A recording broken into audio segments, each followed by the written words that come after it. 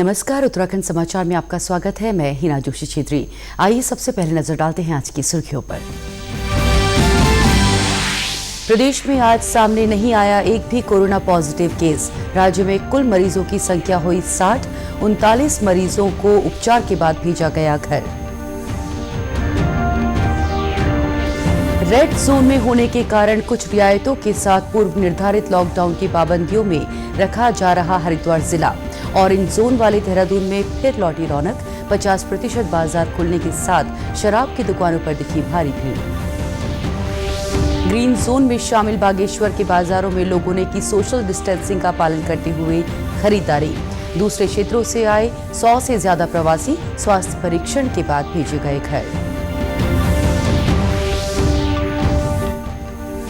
और एम्स ऋषिकेश की बड़ी सौगात, रिमोट हेल्थ मॉनिटरिंग सिस्टम का सीएम ने किया शुभारंभ। अब ऐप के जरिए चिकित्सकों को मिल सकेगी घर बैठे मरीजों के वाइटल पैरामीटर्स की जानकारी। अब समाचार विस्तार से। उत्तराखंड में खबर लिखे जाने तक राज्य में कोरोना का आज कोई नया मरीज सामने नहीं आया है। प्रदेश में कोरोना मरीजों की संख्या 60 है। आज आए सभी 148 सैंपल्स की रिपोर्ट नेगेटिव आई है, जबकि 346 सैंपल्स की रिपोर्ट का अभी इंतजार है। राज्य में अभी तक कोरोना के 39 मरीज ठीक होकर अपने घर लौट चुके हैं। स्वास्थ्य विभाग के मुताबिक राज्य में कोविड-19 मरीजों का रिकवरी रेट करीब 65% है। इसके साथ ही देश के 7 प्रदेश में भी लॉकडाउन का फेज 3 आज से शुरू हो गया है। वहीं मुख्य सचिव उत्पल कुमार सिंह ने कहा कि कोविड-19 के दृष्टिगत राज्य सरकार ने ग्राम प्रधानों को वर्तमान स्थिति को देखते हुए उनको महत्वपूर्ण जिम्मेदारियां दी गई हैं। जनपद प्रशासन गांव में आने वाले समस्त बाहरी लोगों की सूचना और उनके स्वास्थ्य से संबंधित सूचनाएं एकत्रित कर संबंधित ग्राम प्रधान को उपलब्ध करवाएगा। राज्य या जनपद स्तर पर पंजीकरण न करवाने हुए सीधे ग्राम सभा क्षेत्र में पहुंचने वाले व्यक्तियों का पंजीकरण करने का उत्तरदायित्व अब संबंधित ग्राम प्रधान का होगा।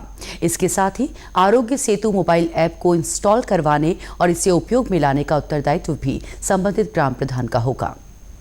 उत्तराखंड में गृह मंत्रालय की गाइडलाइंस के बाद लॉकडाउन 3 में जहां ग्रीन और ऑरेंज जोन में कई रियायतें दी गई हैं, वहीं रेड जोन में शामिल किए गए हरिद्वार जिले को अभी पूर्व निर्धारित लॉकडाउन की पाबंदियों में रखा गया है। जिलाधिकारी सी रविशंकर ने बताया कि हरिद्वार फिलहाल रेड जोन में है और गाइडलाइंस के अनुसार ही लोगों को रियायत दी जा रही है।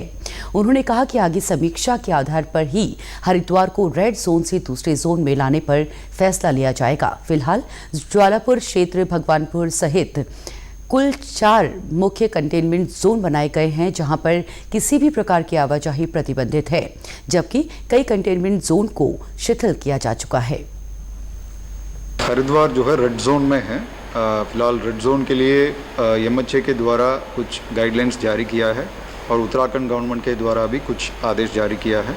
उसके अनुसार शहरी इलाके में केवल stand alone shops, neighbourhood shops ये खुलेंगे और मार्केट एरिया पूरा बंद रहेंगे।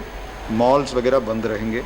वो टाइमिंग जो है 7 से 4 बजे तक खुले रहेंगे और ग्रामीण इलाके में केवल मॉल्स को छोड़ करके बाकी सारे मार्केट एरिया, समस्त प्रकार का दुकानें सभी जो है खुले रहेंगे। वो 7 से 4 बजे तक खुले रहेंगे। और इसमें जो है मदिरा का दुकान भी जो प्रश्न आता है बार बार, इसमें ग्रामीण इलाके में समस्त प्रकार का जो है मदिरा का दुकान जो है खुला रहेंगे। और यहाँ पे शहरी इलाके में जहाँ पे ये मार्केट एरिया है उसको छोड़ करके अन्य इलाके में जो है उसका अलाउ किया जाता है। हरिद्वार में लागू आदेशों के बाद यहां सब रजिस्ट्रार कार्यालय में भी कामकाज नहीं हो पा रहा है।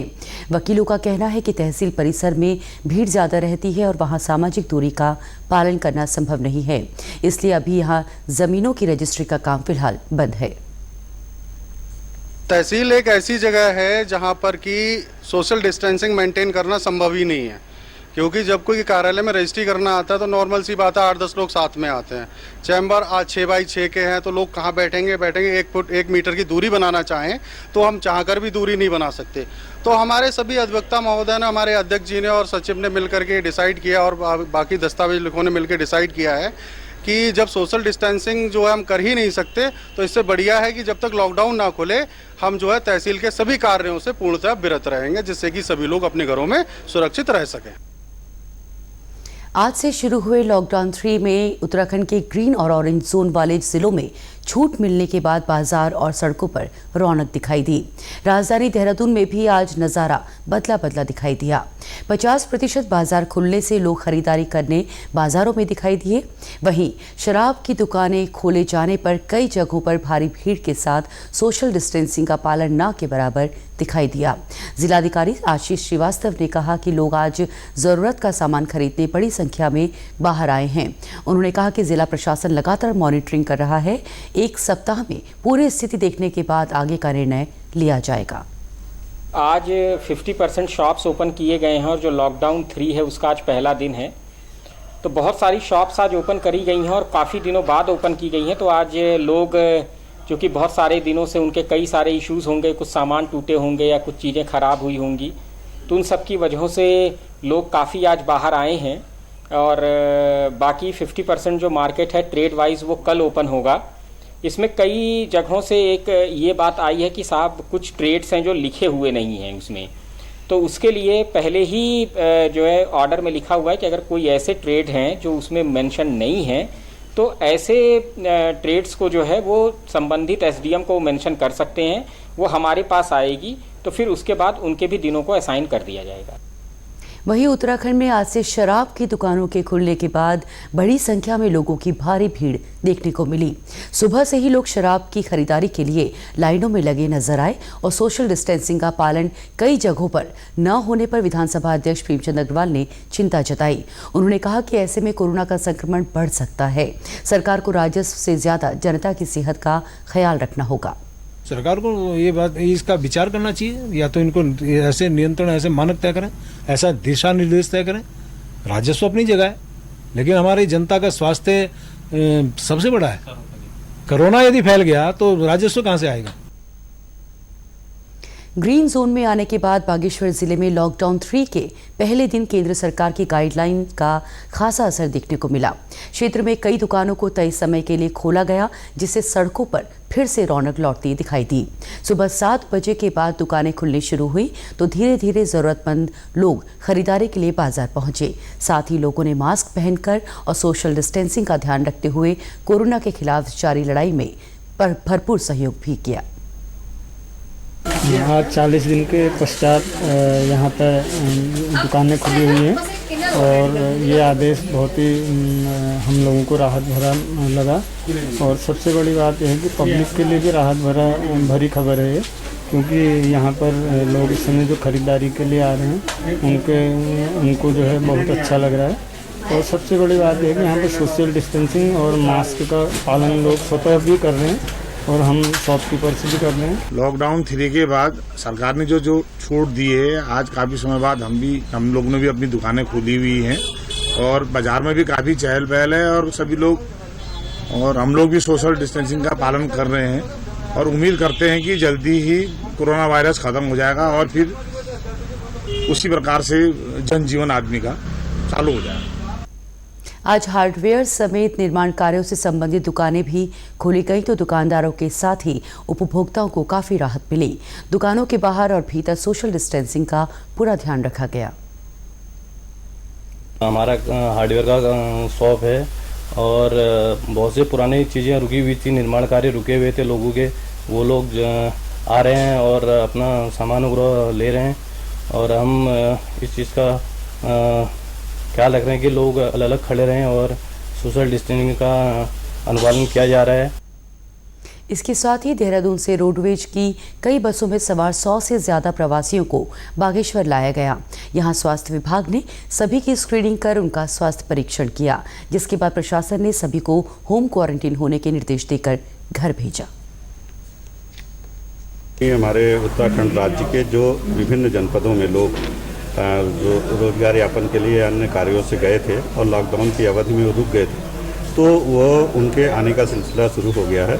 वहाँ के जिला प्रशासन द्वारा इनको रोडवेज बसों के माध्यम से यहाँ भिजवाया जा रहा है। आज सुबह 4 बजे से हमारे यहाँ देहरादून से 2 बसें आ गई हैं। एक में 35 लोग थे, एक में 24।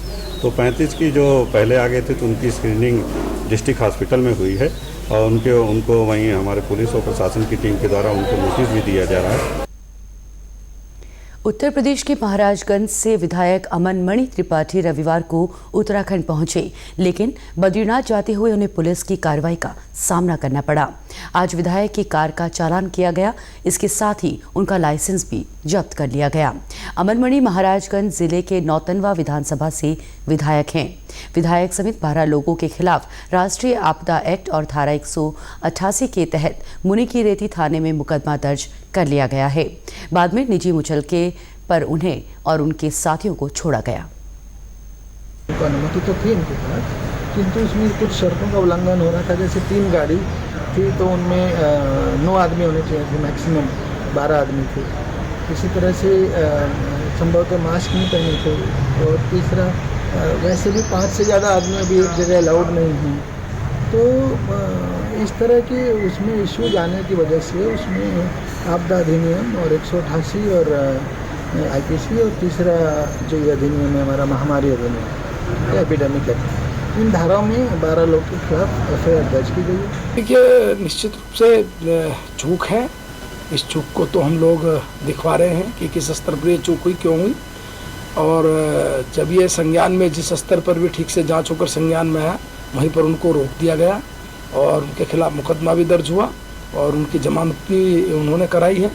तो निश्चित रूप से ये एक जहां अभी कपाट नहीं खुले हैं, जहां भारत सरकार की गाइडलाइन के अनुसार अभी दर्शन करने के लिए किसी को भी अनुमति नहीं है, तो वहाँ इस प्रकार का पास जारी होना निश्चित रूप से ये कोई ना कोई चूक है। इसको हम दिखवा रहे हैं किस स्तर पर ये।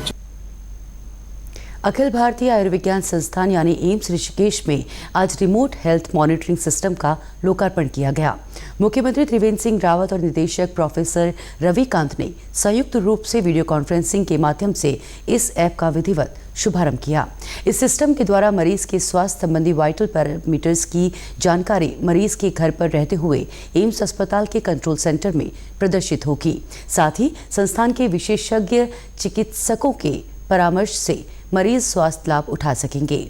अगर इस सिस्टम से जुड़े किसी भी मरीज की अचानक तबीयत बिगड़ती है तो ये डिवाइस सिस्टम खुद ही मॉनिटरिंग टीम को इस बात की सूचना देगा और मरीज को अस्पताल में एम्बुलेंस द्वारा लाने की प्रक्रिया शुरू कर दी जाएगी। इस ऐप के इस्तेमाल से अस्पताल आने वाले लोगों की संख्या में कमी आएगी, जिससे संक्रमण फैलने की दर में भी कमी आएगी।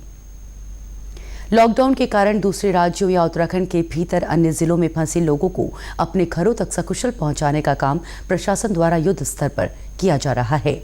हरिद्वार में राजस्थान से 374 प्रवासी मजदूरों को बसों के माध्यम से लाया गया, जिन्हें कुमाऊं और गढ़वाल के विभिन्न जिलों में स्थित उनके गंतव्यों तक पहुंचाया जा रहा है।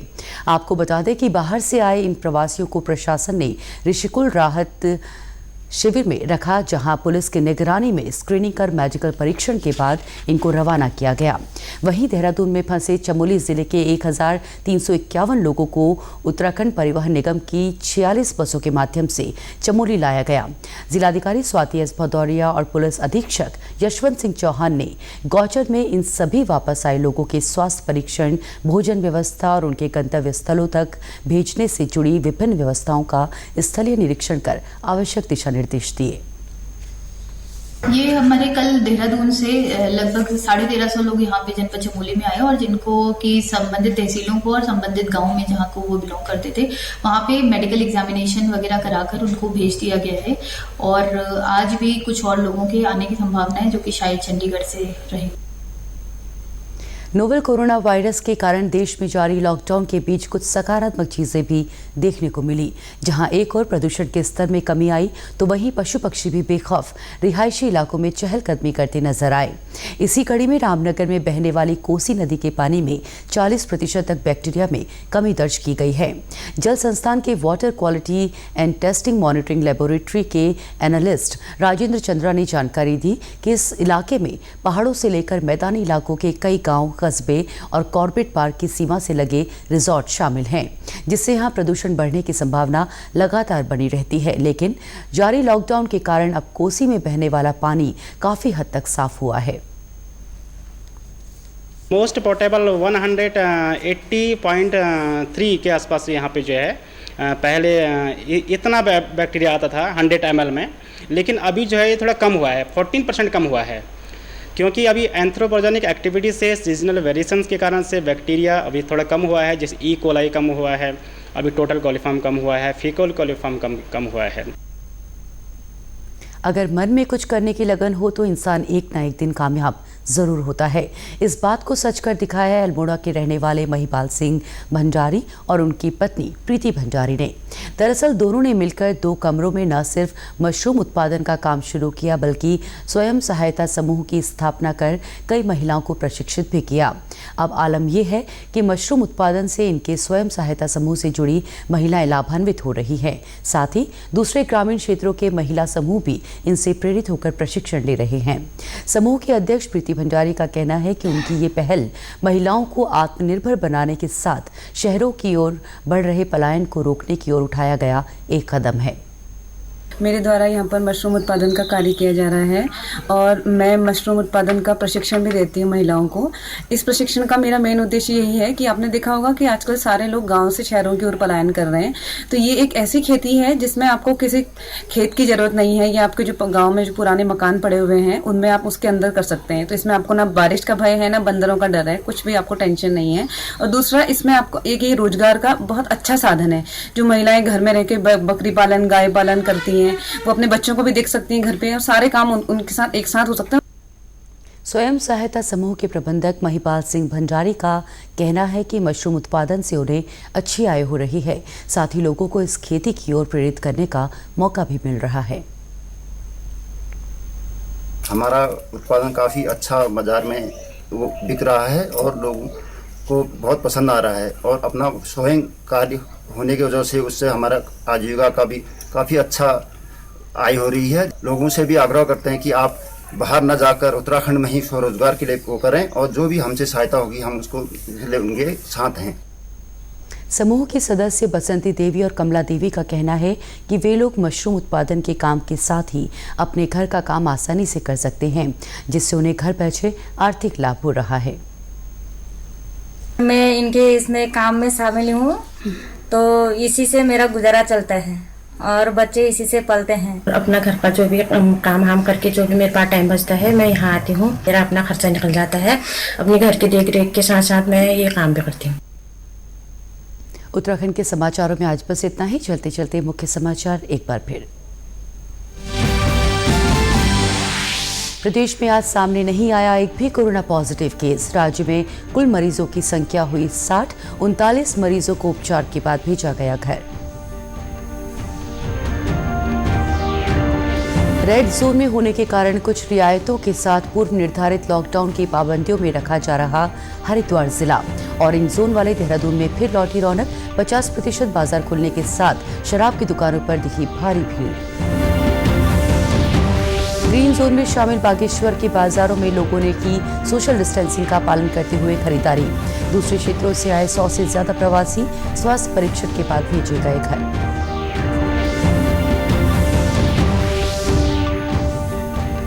और एम्स ऋषिकेश की बड़ी सौगात, रिमोट हेल्थ मॉनिटरिंग सिस्टम का सीएम ने किया शुभारंभ। अब ऐप के जरिए चिकित्सकों को मिल सकेगी घर बैठे मरीजों के वाइटल पैरामीटर्स की जानकारी। इसी के साथ समाचार समाप्त हुए। नमस्कार।